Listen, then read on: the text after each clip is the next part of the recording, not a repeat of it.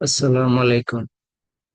বাংলাদেশের দুর্নীতি দমন কমিশন, দুদক, এই প্রতিষ্ঠানটি দুর্নীতি দমন করার জন্য এই প্রতিষ্ঠানটিকে তৈরি করা হয়, কিন্তু আসলে কি এটা দুর্নীতি দমন করতে পেরেছে?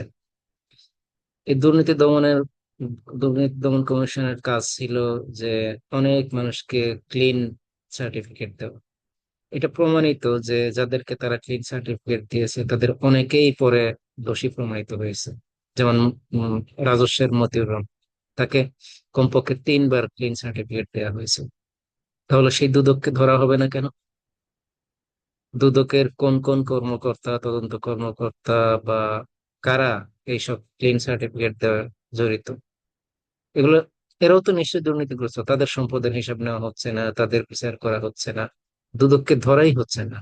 আমি অবাক হয়ে গেলাম যে বাংলাদেশের অনেক প্রতিষ্ঠানে অনেক জায়গার লোকজনকেই ধরা হচ্ছে বা তাদেরকে চেঞ্জ করা হচ্ছে, কিন্তু দুদকের কাউকে আজ পর্যন্ত গ্রেপ্তারও হলো না এবং তাদের কাউকে ইয়েও করা হয়, তাদের বিরুদ্ধে মামলা।